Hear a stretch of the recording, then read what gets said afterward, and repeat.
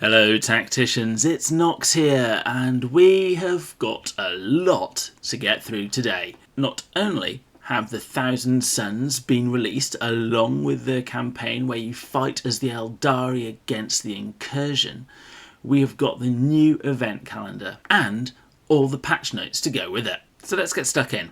First of all, let's start with the campaign, because that's here now. The campaign itself isn't a tricky affair at the moment, and you need the beginning three of Calendis, Aethana and Elgin to be able to start going through it. And, just like the previous campaigns before it, when you complete each 15 missions, you'll be given a bonus mission to complete to give yourself another requisition scroll, as well as all the goodies from the chests you get for completing them.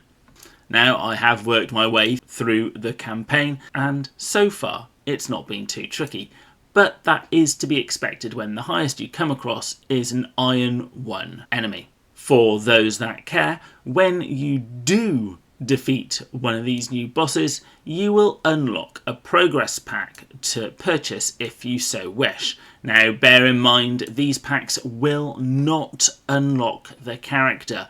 They will only get you a number of shards towards unlocking them. So for Thoth, you'll get an extra 30 towards the 80 you need. For Abraxas, you get another 45 for the 130 you need. And for Yazagor, you'll get 20 of the 40 you need. Along with that, there is an Eldari crate which is unlocked, which has lots of, well, Eldari goodies to help you along your way. Also inside each of the packs you'll be getting some badges and of course some precious energy, but whether it's worth it or not is obviously up to you. So on to the update notes. Well, we have the Thousand Suns, which we have just talked about, the Rogue Trader and more. If we quickly scroll through this, we have seen new in this build, the new campaign, the same Han campaign, which I've very briefly talked about. We can also forge new orbs and ability badges. To do this, go into your character tab, click on the lovely box at the top there, and go to the Ascension tab.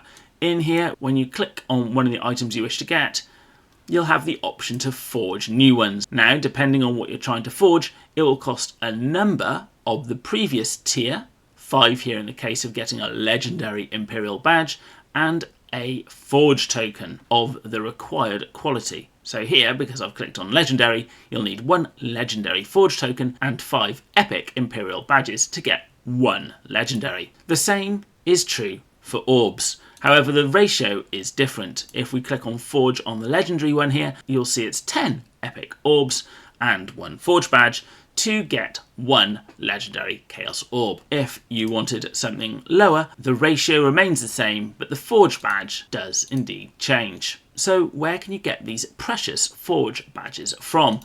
Well, there's only 2 locations. You either get them in the salvage run or in random crates. Now, I only have 3 legendary Forge badges, and I'm hoping they're not going to be too tricky to find in the future. It is also in this tab you will find the icon to go to the Rogue Traders. However, I've not yet maxed out any of my characters, so I can't even give you a preview. The closest I am is with my Archimatos, and I still need another 18 legendary orbs before I get there. They've also included some defeat tips, so if you're finding it difficult to complete a campaign, after your defeat, they will actually give you a screen showing up to 3 tips at the end of the battle section to help you through the missions. They include tactical and progress-dependent tips for improving your collection. Sokar Toth, the Scarab Occult Terminator, Yazagor Fickle Fate, the Zangor Enlightened, and Arkazar Abraxas, the Infernal Master. More on those later. Later this month, we also have Arjak Rockfist, the new unlockable character for the Space Wolves. Other in-game events include Morgan Ra, who comes back for his 3rd and final appearance in the Path of the Phoenix event on July the 2nd. We also have quests for Archimatos on June the 7th, Tajark Weirdslayer on June 21st, and something they give us in the notes but not on the event calendar was Cut Skoden on July 12th. The live synchronous PvP battle returns on June 15th and June 29th. And both of these will be using the draft rule set, which personally has been my favourite so far. they have also changed where you can get character shards from. Angrax has moved from the Guild Raid to the Onslaught, Archimatos has moved from Onslaught to the Guild Shop, Harken has moved from the Arena to a Mission Crate. Some of the Orcs have moved too. Snapper Wrecker has moved from the Daily Mission Rewards to the Arena, Golgorts has moved from the Mission Crate to the Guild Shop.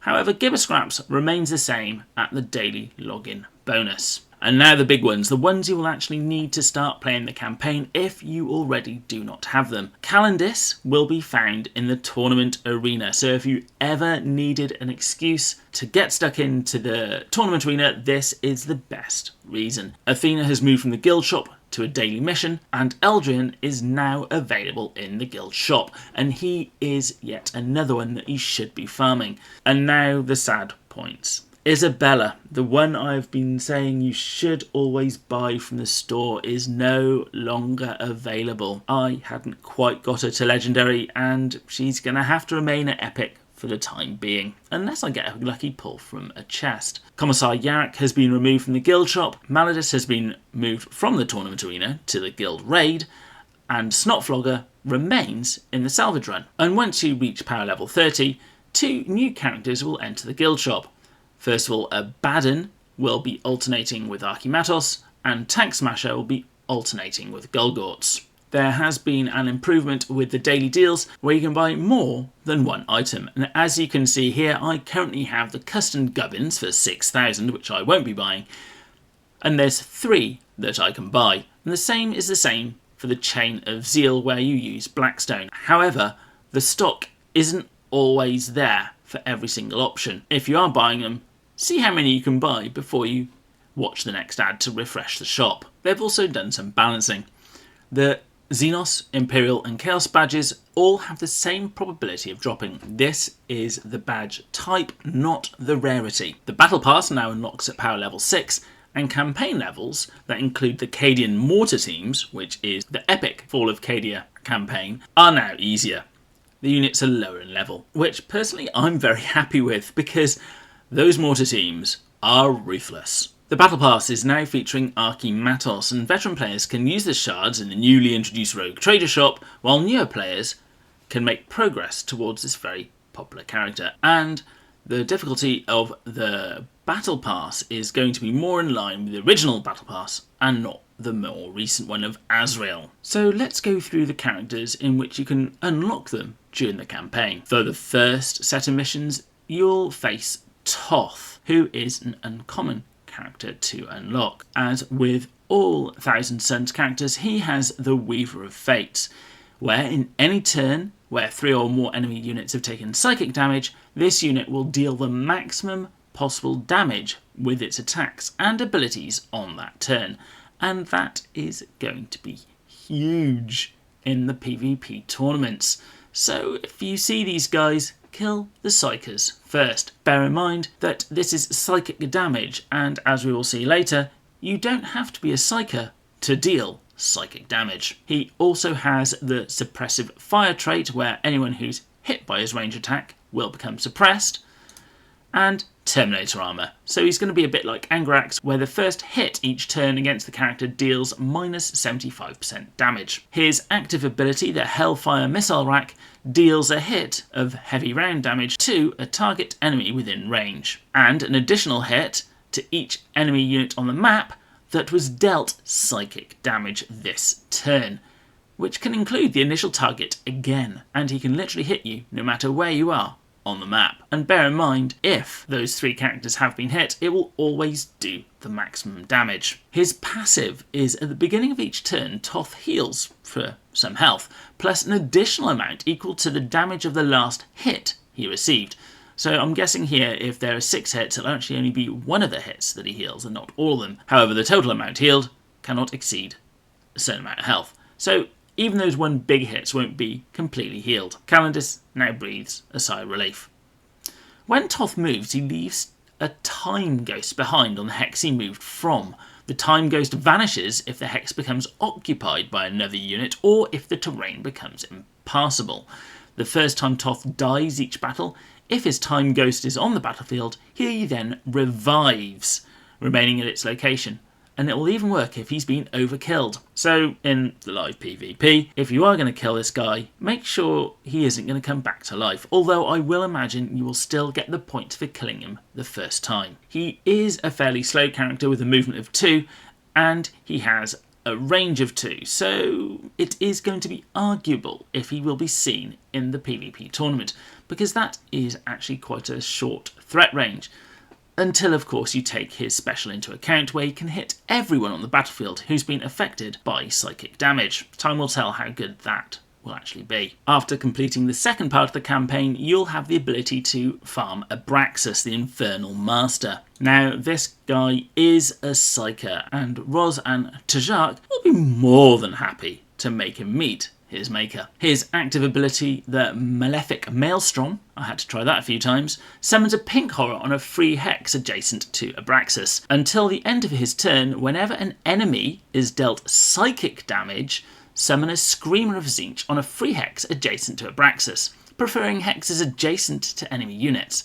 Newly summoned units can immediately attack an enemy in range, but cannot move. When you put this together with his Infernal Pax, where a friendly Chaos unit adjacent to Abraxas deal an additional psychic damage with their normal ranged attacks, and affected demons also gain the bonus on their normal melee attacks too. You combine this with the Malefic Maelstrom, and all of a sudden that initial pink horror that is summoned, it will deal psychic damage and summon a Screamer of Tzeentch next to him, which, if it can also attack, will deal psychic damage and summon another Screamer until I guess all the hexes around Abraxas are occupied. He has a movement of 3 and a range of 2 for his psychic attack, which is fairly normal for a Psyker. Finally, we have Yazagor, who is in the third part of the campaign we can currently do, and is the easiest at common to unlock. He only has the flying trait. His active ability, the Sorceress Facade,